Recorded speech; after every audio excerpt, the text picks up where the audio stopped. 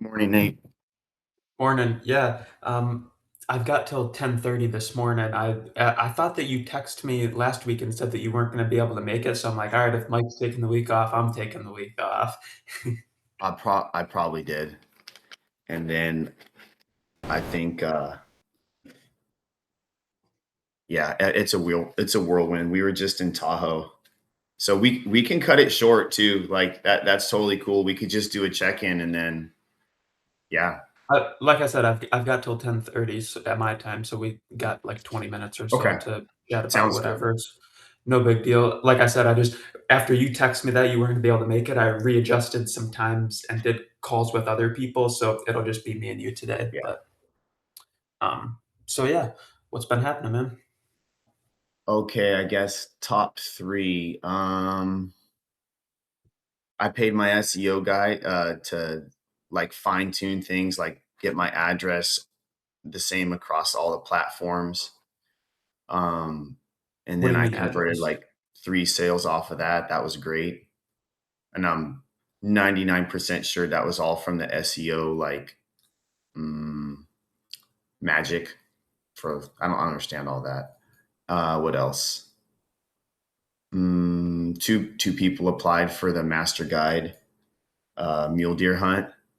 And I say master with air quotes. It's pretty funny. Like, I don't feel like master, but that's what they call it. So that's pretty funny. My client was he was making jokes about it. He's like, I don't know, master, maybe bird dog, because I love to like if I see chucker when we're mule deer hunting, I'll go after and flush him like a bird dog.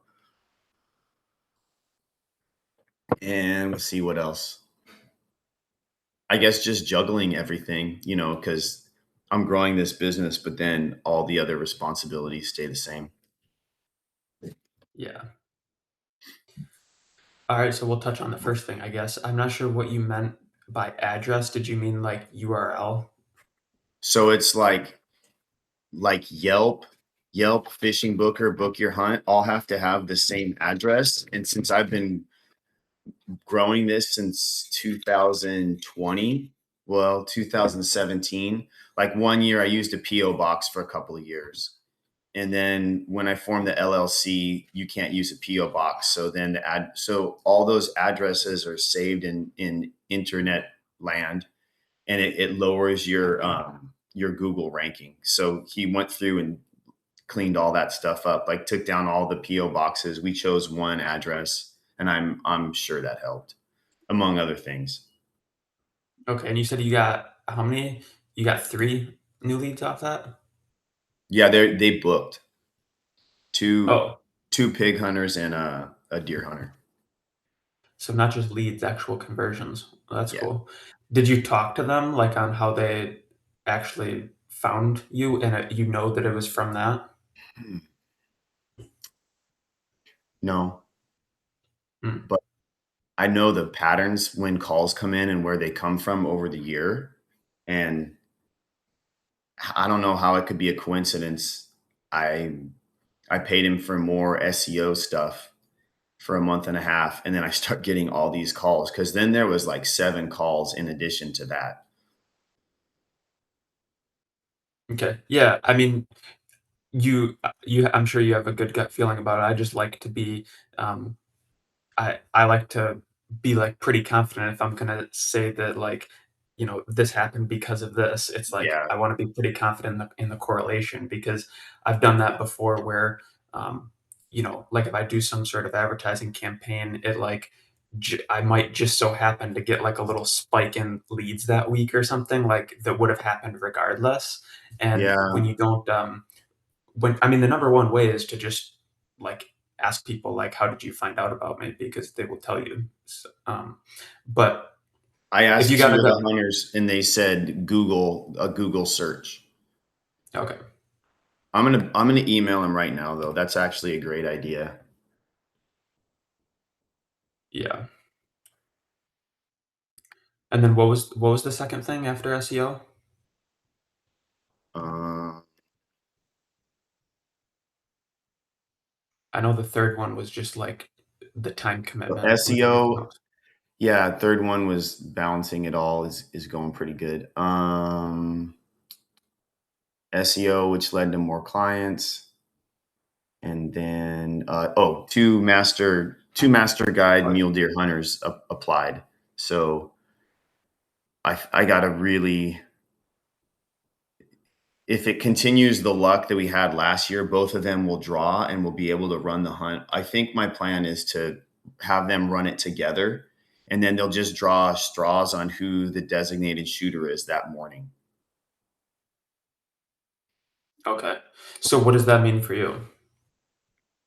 Just more clients. Oh, okay. So that's good news, obviously. Yeah. It is. It's really good. Like you said, I'd like to be able to predict this stuff that's going to happen, but I watch a lot of hunting shows, probably not a surprise. And one of the old timey guides said, well, hunting guide and fishing guide's life is fraught with uncertainty, but that's kind of part of the fun. Like, I had so much fun talking to that other guy in our school last week because he's just like 1,000 miles per hour with his hair on fire and things are just working out. It's because he's just going so fast. Yeah. Yeah. So, all right. Well, one and two, the SEO thing, the hunting thing, those are just both like good news. There's nothing really for us to dive in on that much there, unless you like had a specific question. But the third one, like when it comes to, I guess before we move on to that, is there anything more that you wanted to address with? Like, did you have any questions about the SEO, or are you just kind of like stating it as like good news? I guess how are ways, but beyond just asking clients what they get, what are some ways to verify that it is in fact from SEO, like without calling those guys and asking them? And let me shoot off this email too, Nate. Just for is take me less than a minute. So Yeah, no, you're good. okay.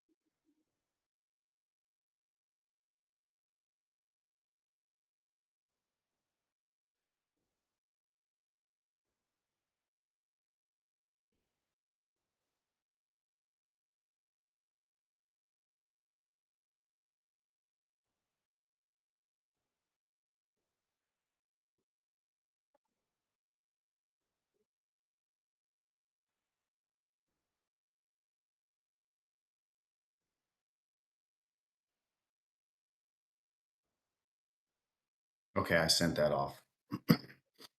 Nice. But when it comes to attribution, like for SEO, it's a little bit messy because even if you ask the clients, like I said, and you're like, "Hey, where'd you come from?" and they say, "Oh, Google search," it's like then the question arises like, well, would they have found it either way? Like even without the SEO optimization, and it gets really tricky. So that's why pretty much the the metric that you have to go off of is you can just pretty much bank on like, well, there's two things. There's the website SEO stuff, and then there's the Google business profile stuff. Google business profile is easier to measure because like it will tell you the amount of calls that you get per month from it. So it's very, and then it shows you a trailing history of like the past 12 months or whatever. So you can very much like make a change and then like look back and see on the graph, like it would be like, oh, October 3 calls, November 4 calls, and then boom, December 11 calls. And it's like, ooh, like I made a change before that. That clearly worked because it got me more calls. And then more calls means like probably more conversions and more bookings and stuff. So that will tell you like that metric will tell you that. Uh, and I don't go off website clicks or anything for Google Business Profile because I think I think they lie a little bit. I think there's like Yeah, some bot activity and whatnot, but calls are me very too. easy to measure. So that's the metric that I go off of with Google Business Profile is if you make changes, just track the amount of calls that you get per month, and that'll tell you if it's working or not. Now, website gets a little bit trickier. I don't know what metrics you have access to through your website company and whatnot, but like for me, I just was going off basically like visitors. So like it would, which isn't the best metric to track because, like I said, I think there's a lot of bot activity and stuff. But still, it's kind of like better than nothing. So when you can see your monthly visitors, say it's hovering around like 100, 200, 150, right around there, and then all of a sudden you make some keyword changes, and then next month it's 600. It's like okay, like that clearly got me more visibility. Now it's hard to determine like if you're at say last month was 142 visitors and then this month's, 152. It's like, well, like sure that's 10 more, but it's not like a noticeable enough difference to be like, oh, something really worked here. I'm talking like orders of magnitude difference. Like you want to go from like 150 to like at least a double. Like you'd at least want to see like 300 to be like, oh, that for sure was because of my change. You know what I'm Okay. saying? Well, yeah, I've got like a bias because I spent more money on SEO. I wanted to see immediate improvement, but now as you're explaining the more subtleties, so like yeah, it said 1,600 people viewed my website, but I think that's over the year. It's not, let's see, October, November.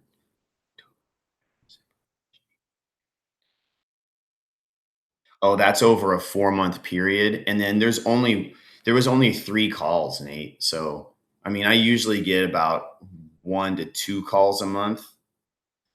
So yeah, I don't know. I don't know how I would ever track it. I mean, barring this is just me, this is my own like I'm sure I'm projecting on this, but I'll like bug some of my bug's not the right word. I'll follow up at least with 2 to 3 phone calls on the people I collaborate with, different shops around the area, and then I'll make sure that the referral came from them. And it does, but it's also a little inconvenient for them, right? Like they have other stuff to do. So that's Yeah. the And two only way things I can on that, follow up. which number one is, you just kind of have to accept that with that whole SEO thing, it's like there isn't any perfect way to track it because even if Yeah. somebody says, "Oh, I found you on Google," or "Oh, you see the amount of clicks," it's kind of a really blurry line. Whereas, like, say with signs, like if you put out the sign, somebody tells you, "Yeah, I saw your sign on the corner of Smith Road and Orange Road." It's like, "Oh, for sure, that was where the call came from." But when they start saying like, "Oh yeah, I found you on Google," it's like, well, what does that mean? Was that actually because of any changes I made? It's just a really blurry line. So don't get too wrapped up into it. And then the second thing is a quote that I've heard for a long time, which just something to keep in the back of your mind since you're eager for this SEO stuff to work. But I think it goes something along the lines of the more likely you want something to be true, uh, the more likely you are to overestimate the odds of it being true. Yeah, I've So fallen that's that just, right now. Yep. yeah. Yep, that's me for this So week anyway. so just be a little bit careful of that. Um, but yeah, that's basically all I got on the SEO front. Um, yeah, just keep doing what you're doing. If it seems to be working, then like great.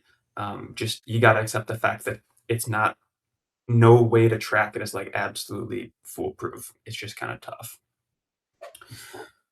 Um, but yeah, so now if it's cool with you, I guess we'll dive in on the time thing because that I can nerd out on that all the time. Whenever people start telling me like, "Oh, I'm feeling a little overwhelmed," or like, balancing this with that, like I get it, like life's busy and everybody's got their different stuff going on and whatnot. But um, I've went down such a rabbit hole with this like whole time thing in the past that like it actually probably seems a little bit autistic to some people to the degree with obsession that I have over it. And I've actually had to like dial myself back a little bit, especially over the Uh, past few months, because um, I would just get like so obsessed with always optimizing things. But one of the biggest frameworks or like mind shifts that I had was viewing your time as a percentage. And it really is just like, and seeing like the massive effects over the duration of a year. So, like, I'll give you two examples just to drive my point home.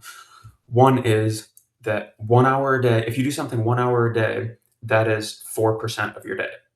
Like, you know what I mean? Like, that just is. So if something takes 30 minutes, that's 2% of your day. And I'm not saying waking hours, we're including sleep here. So if you sleep for, 8 hours a night, well, 8 times 4, so 32. So your sleeping is taking up 32% of your time. So then you only Yeah. actually have 68% of your time as waking hours to be productive. So it goes really deep on this, but um, just to take that, 4% or 1 hour a day thing and put it into perspective is that I don't have the numbers right in front of me, so don't quote me exactly. I know I've put it out on the internet somewhere, but if you do something 1 hour a day, every day for a year, that's 365 hours. And if the average work day in America, like if you're doing clocking into the 9 to 5 grind, is 8 hours. So that means 40 hours a week. Okay, so you follow me? So 40 hours a week is the average work week in America. So if you spent 365 hours over the year on doing something, little 1 hour waste a day, you do 365 divided by 40, that gives you 9 work weeks. So like 9 40-hour work weeks Yeah. by doing something 1 hour a day. So like the point that I try to make is like guaranteed everybody's wasting 1 hour a day doing something. I'm not saying make Oh, I massive dramatic definitely am. changes, but literally if you just took and you found 1 hour extra per day at the end of the year, that's 9 full 40-hour work weeks. Like think of how productive you could be in a 9 full 40-hour work weeks. Like Yeah. when you start thinking about time like that, you start to really realize that it's just all the little things. Now, like, I'm not saying, like, cut out time with your family or, like, anything like that. Like, those are obviously above all else. But, everybody has some little personal thing that even if you don't eliminate it now, elimination is probably, like, the simplest thing. Like, for some people, it's like, "Oh, they waste an hour a day scrolling on Facebook." It's like, "Well, then just delete Facebook." But, it could be something as simple as, like, combining 2 things that you do. So, like, just for example, I don't know or need to know your personal life, but say you like to read an hour a day. Well, what if I instead watch of, TV 2 hours a day, Nate. I know I do. So, but what I could but give what one I'm of sa- those up. but what I'm saying is if you read an hour a day and then you have a hour round trip drive to work each day, what if instead of driving to work and listening to music and then reading an hour separately, what if you just listen to an audiobook on your way to work? So you're still doing both of those things, you just merge them and then you save that hour on its own. So it's thinking of things in that way that it doesn't seem like a lot. Like it's like, oh, like okay, well instead of reading, I just listen to an audiobook on my way to work. You're not giving anything up and you gain an extra 365 hours in a year, which is 9 work weeks. So I know I'm kind of beating a dead horse here, but my point is like This when you is start to great, feel that dude. overwhelm. Because yeah, like, I chat with my wife about, like, the different business coaches I've had, and she's not seeing, like, the vision, but I see it because I'm, like, noticing all these little micro adjustments, and this is great because 'cause I'm down for small things because I tend to think of things like a fisherman, right? Like, one small adjustment, you'll start getting fish, like an Yeah, adjustment on and location, bait, timing, water clarity, like, they're really small things.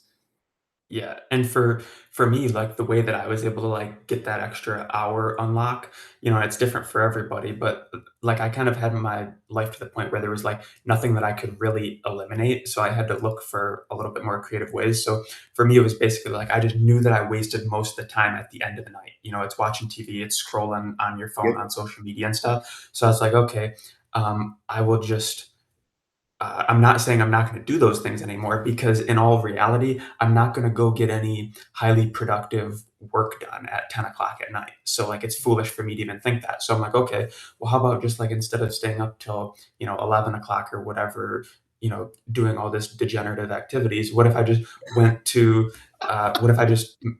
bed at 10 o'clock instead? So I can still watch watch TV, scroll social media, or whatever, all the way up until that. But then what I did is I just forced myself to wake up an hour earlier. So then I used that extra hour in the morning to like get my high level focus like work done before I start my day on the rest of the stuff. So that's like an example of how I made that tweak in order to get that extra hour back, because most people, like you were saying, you waste your time at the end of the day. But the end of the day is the end of the day, and you're not gonna like if I told you, Mike, like get in your office and get to work at 10 p.m., it's not gonna happen. Like your mind isn't in that space. So My for some mind is people, not in that space. yeah, getting that Just do extra it in the hour in the morning. morning though, the morning is when I have the most clarity personally. So That's good, man. That's a good reminder. I'll speak for myself. Keep on reminding me about this time thing and check in on that, because that echo effect we talked about months ago, like regardless of where these clients are coming from, it's definitely can be attributed to the echo effect because it's taking in everything. It's not like I'm sitting on my laurels. Like, I mean, well, I do pray for clients, but like I'm even putting action behind it. So this is good. yeah, no, for sure. Yeah, I'm totally with you there. But yeah, I mean, it happens. Yeah, it happens with so many different things. Like the echo effect is like so real. And if people don't believe in the echo effect, it's like clearly like you just aren't paying attention to what's going on because it is very real. Well, but I've got 8 years of, because I'm estimating the same way I'll like find where, like I'll have an intuition to go to a spot for fish. I'm estimating where these clients are coming from because I'm noticing patterns over the years. Let's see, 5 clients hasn't come in before in February. So I'm like, well, what did I change? So Which was mainly the SEO stuff. yeah. Yeah. Well, and these calls and everything, I can attribute all the gift certificate purchases from our efforts. So, yeah. It's just many little things over time turn into big things. So it's you pick up a little nugget here, a nugget there. That's what it takes. I mean, I got so good at the gift certificates. One of my clients, the fisherman did really well getting to the spot and everything, but it turns out there was just kind of no way to get through the surf. So they had to kind of stop. But I think at the end of the day, they were really happy that they like did something way out of their comfort zone, and that all came from the gift certificates. That's that whole thing we've talked about. They're building a relationship with me, so such that sometimes I kind of feel it's almost like a friendship, and then I'm taking their money, but there's got to be some reciprocity. So that I'm noticing that happens more often too. So Yeah. Yeah. But all right, man. Look, I don't mean to cut it short, but I yeah, let's cut gotta it short, get a little Nate. hair That's stuff. okay. Thanks, Yeah, man. yeah, you gonna be around next week? Yeah. Okay. Yeah, and then I'm subbing. I'm a substitute teacher too, so that's why the schedule's changed. But yeah, I'll be there next week. All right, sounds good, man. We'll talk next week. Thanks. Bye.